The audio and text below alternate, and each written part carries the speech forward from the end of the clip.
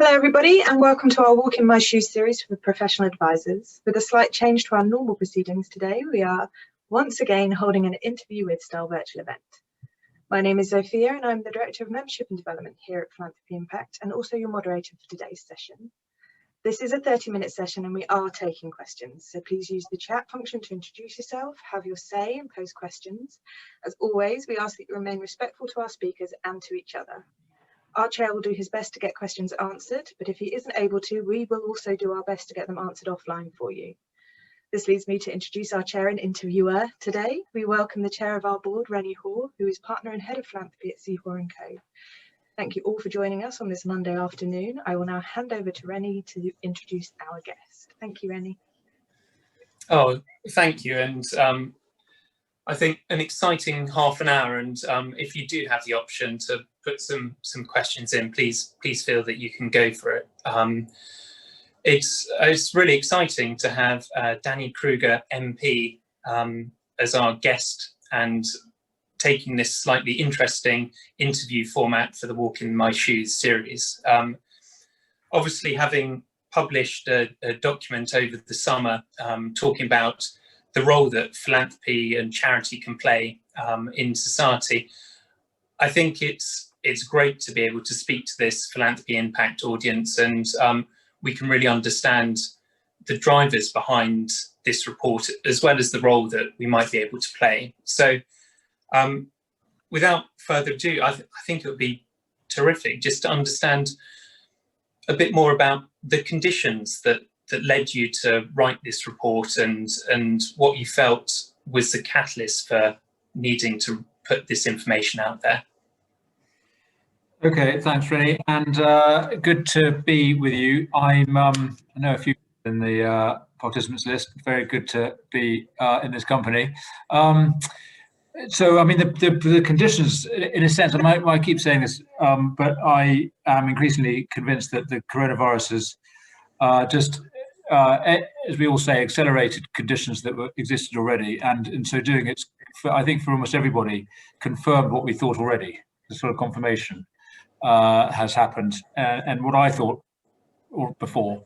And I should explain, I did 10 years running charities in London, working in prisons and with ex-offenders, and then with children and families at risk. And what I thought before the pandemic struck is that we have actually very significant resources in our communities. They're not all financial, there are significant financial resources, public and private. But we have enormous assets in the form of the people who live and work in the places we try and help.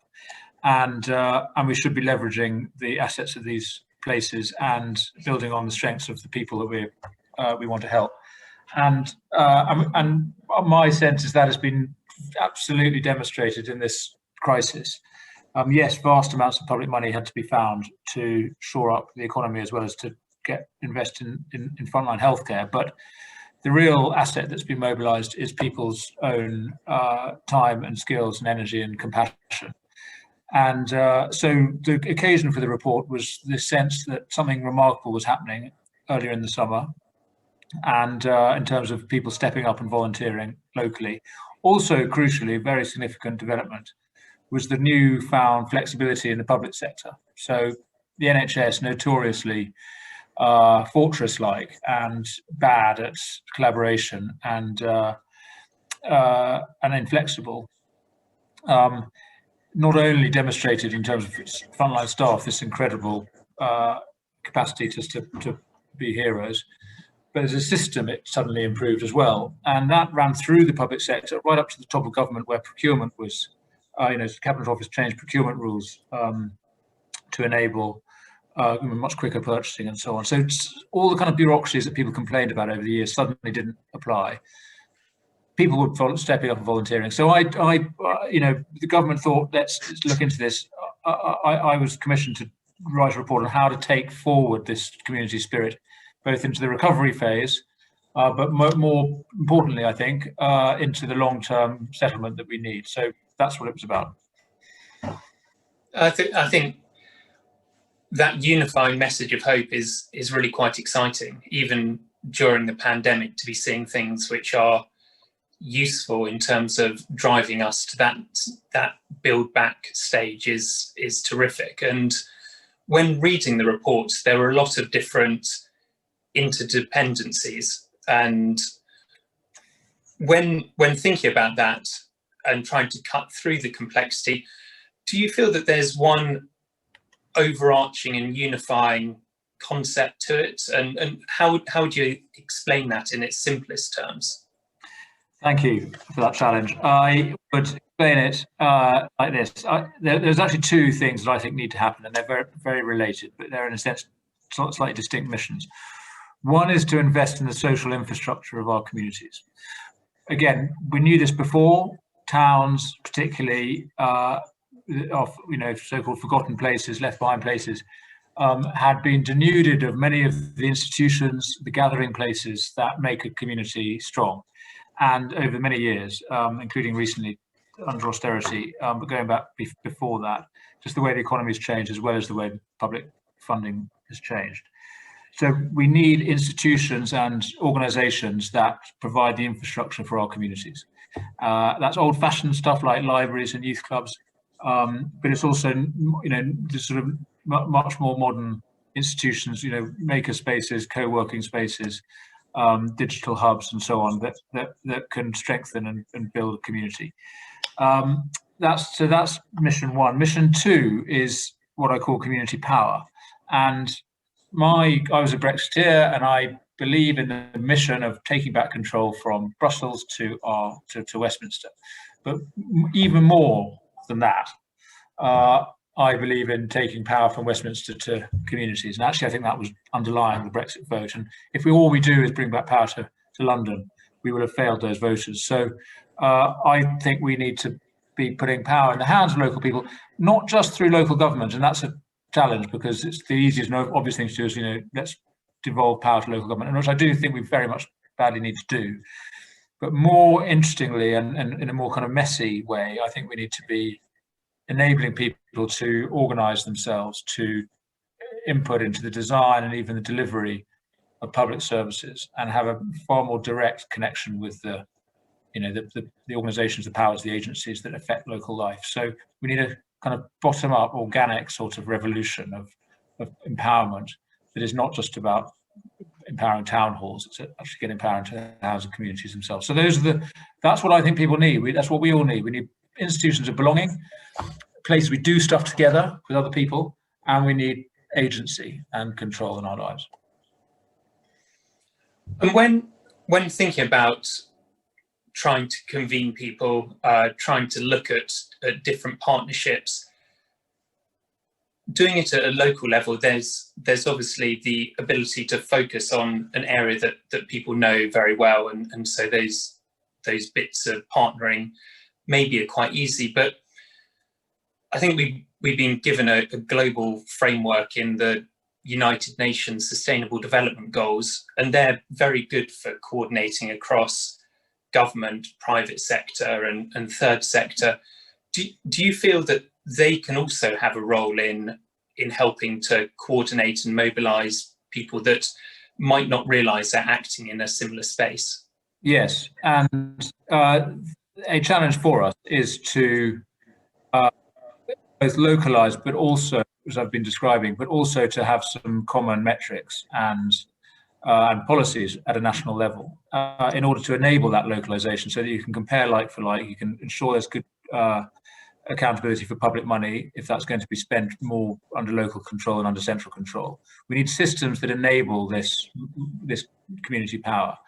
And I think SDGs could be potentially a very important part of that. They have great global acceptance, recognition, and they're already embedded in Whitehall, and many of those goals relate very firmly to this vision that I'm trying to articulate here, of a more local and more empowered system. So yes, I think they are very helpful. They also help mobilise impact investment, which is another part of this conversation. And people give people confidence that everybody's working together towards a common mission for the world. Which I think so having alluded to impact investment, that can be an absolutely critical unlocker of much greater amounts of funds. Just looking at funds inside charitable trusts or going towards charities, you're going to be with quite limited firepower. And obviously the government is pushing forwards on green bonds and some quite innovative tools. But do you feel that impact investment can and should be playing a much bigger role in mainstream investment markets rather than just philanthropic investments? I do, yes. I mean, it is increasingly doing that, you know, and I mean, it's in a sense, we are in the early days of this, but there is something quite remarkable underway. I mean, impact investment as a social investment has only really been an idea for a decade or so in mainstream debates and political policy discussions. And it was the G7 in 2014, I think, or 2013, when was it? The last time the UK hosted G7, and we set up a task force then, the government did, that would lead on this. And since then, you know, we have seen a remarkable explosion globally, but crucially in the UK and led by the UK in this model of investment. And I think something very important is happening in our culture, in the business sector, but and which is reflecting what's happening more widely, which is people believe that businesses need purpose beyond just fiduciary duty to shareholders. And we are in retreat from the sort of high watermark of sort of Thatcherite capitalism, that the only business is business, and that shareholder value encapsulated all other forms of good that a business could do. And I think something remarkable is happening. And yes, we need to see impact investment become a more part of the mainstream consideration that investments make. But I think that is underway. And you're right. This is the big prize. We're mucking about with small change when we talk about the money that government's got for charities or even foundations and philanthropists do. You know, the real big prize is the deployment of capital for a return and how that is used. I think I'm very interested in both, and I spend more time on philanthropy than this, but this is indeed the big prize.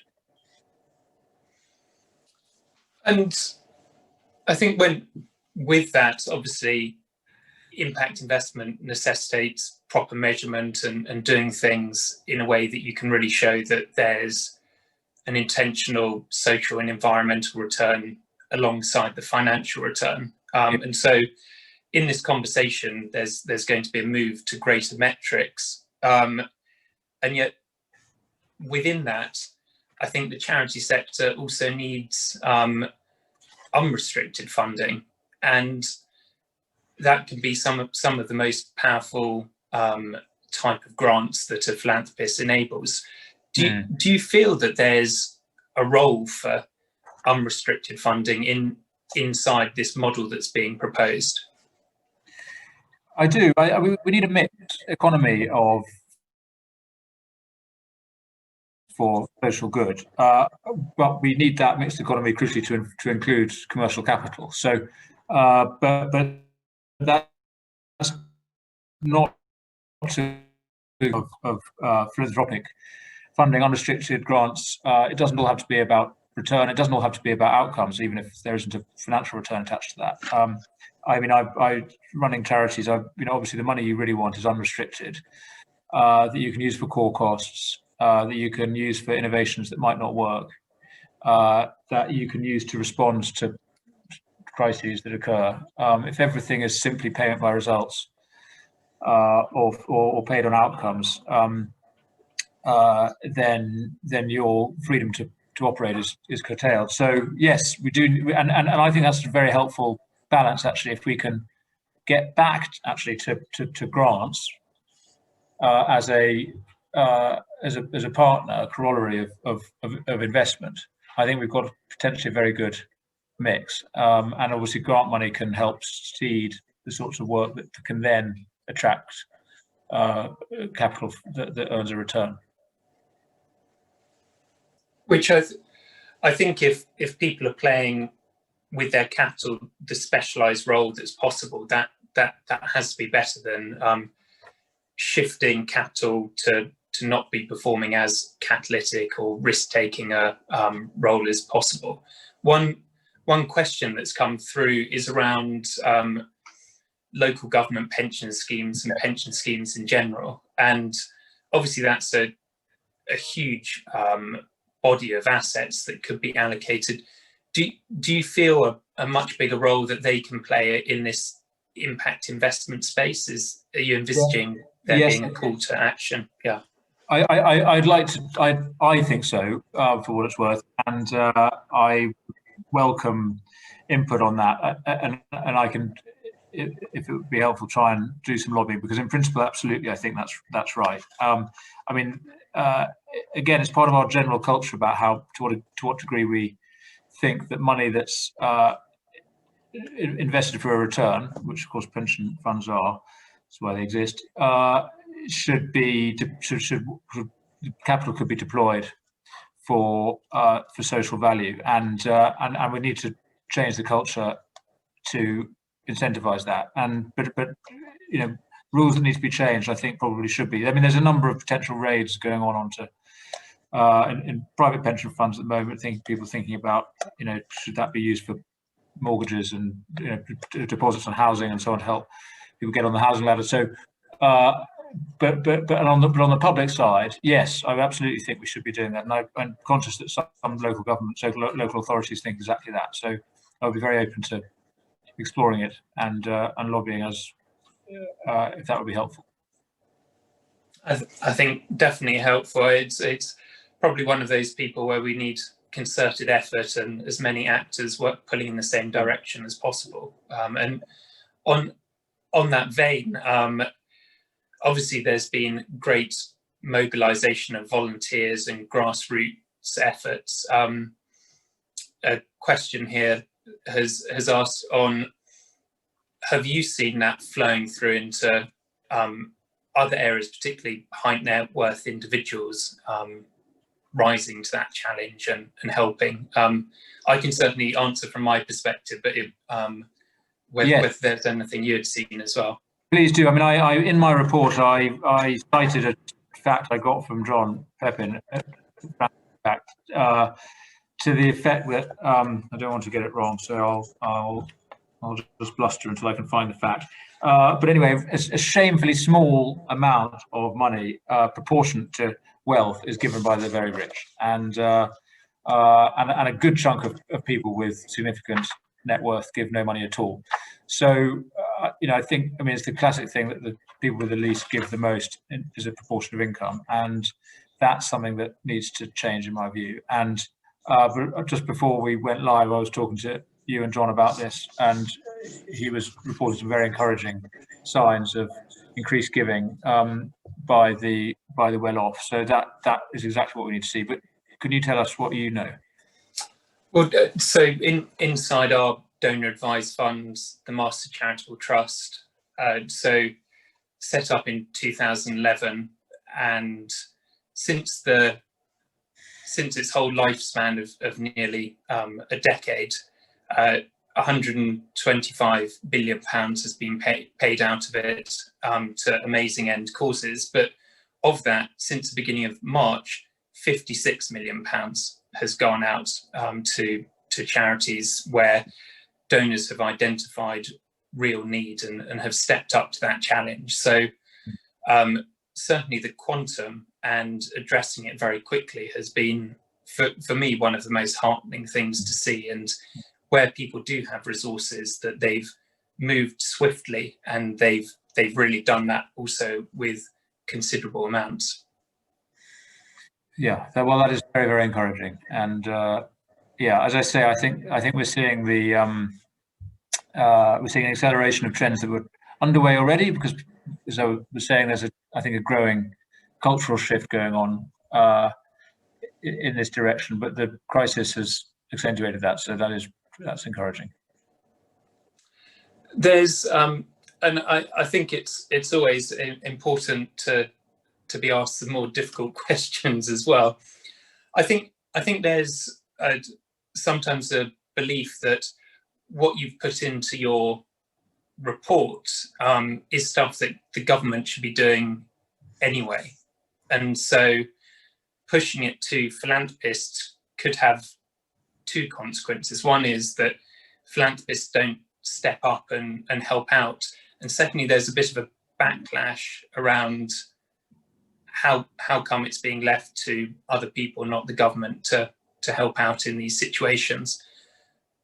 How do you help people understand that it's not about absolving the government of responsibility, but it's about finding a different way? Yeah, well, that's a good way of putting it. I mean, I strongly regret the idea, disagree with it, the idea that all social responsibility should be channeled up through the Treasury and then dispersed to professionals to do it on our behalf. Most, we all in our lives actually fulfill an immense amount of social obligations to our friends, and now, since COVID, we've been fulfilling that to our neighbours as well. Sorry, I meant to our families. I mean, the amount of just the quantum of unpaid care provided by people to family members, dwarfs any budget that is available, spent publicly or privately on care. So whether for children or for elderly people or vulnerable adults. So we do the right thing anyway. It's a matter of course, and I think that obligation extends particularly in a crisis like this.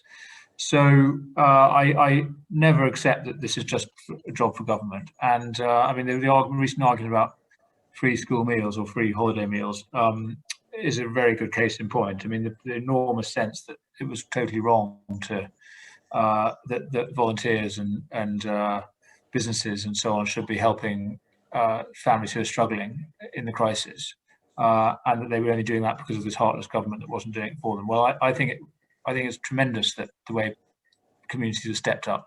They do need government support, so it's not an either or. And this is where I think, we at my side of the argument, the sort of big society types, get into trouble if we suggest that there is no role for government, or this should be purely a private and voluntary action.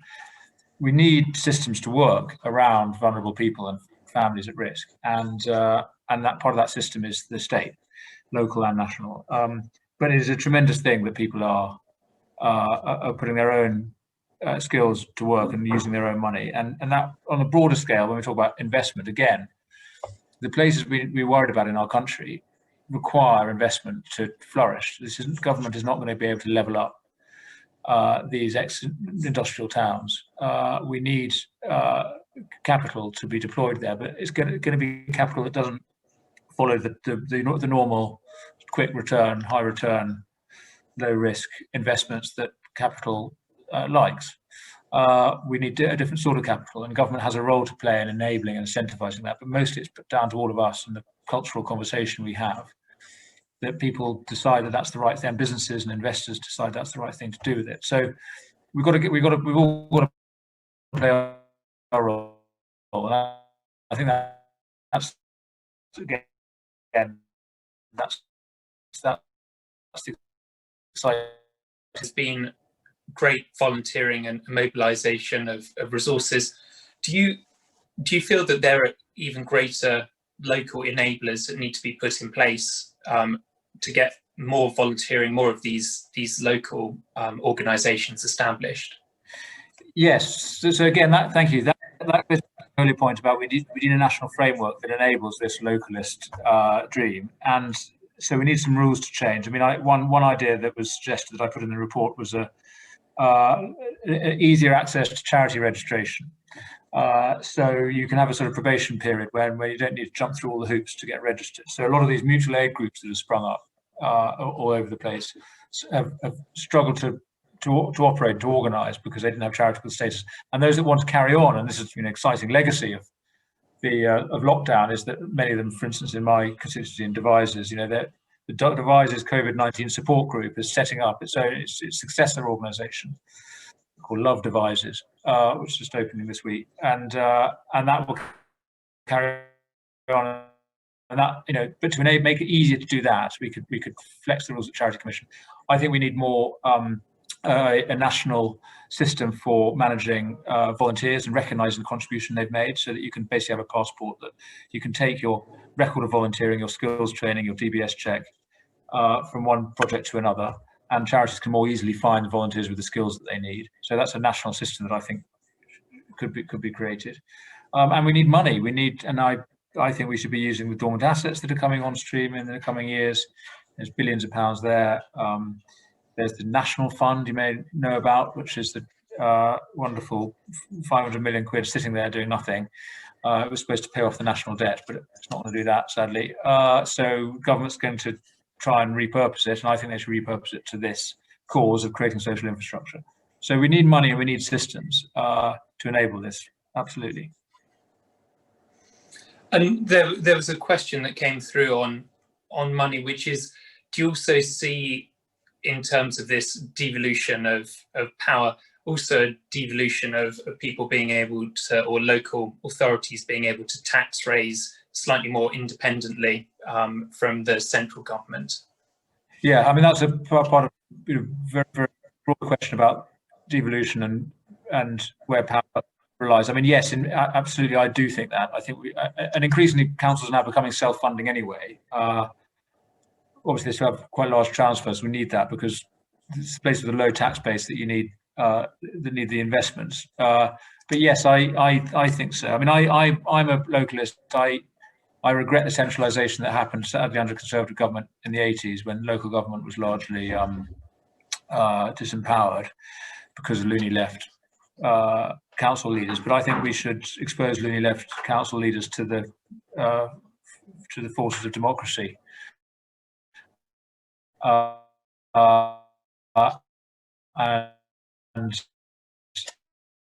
if better local government, if councils had more power and responsibility, yes. Fantastic. Well, I think we're coming into our last 2 minutes, and John usually jumps on. Here we go.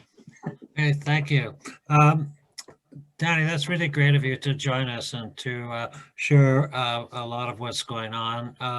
One thing that I think is really important to mention is the role of professional advisors to high net worth and ultra high net worth individuals. We shared our research with social invest by supporting their clients in their donor journey.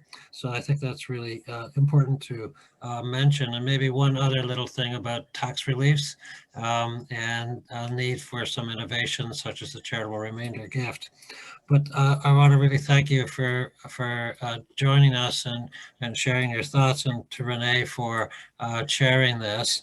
I'd like to ask you each 30 seconds, your final words of wisdom and encouragement. So Danny, would you like to go first?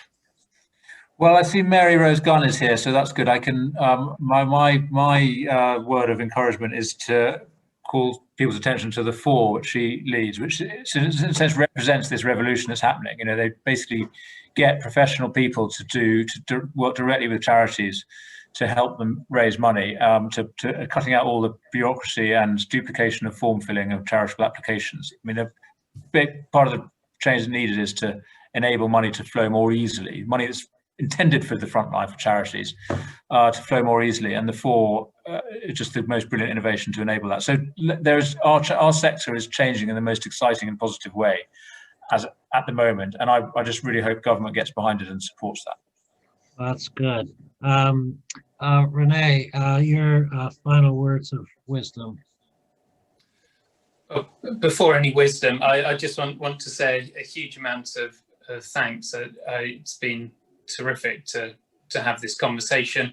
I think what this has shown is there's far more that we can work together on, and probably at a time where people are feeling divided, or that there's a lot more of us and them.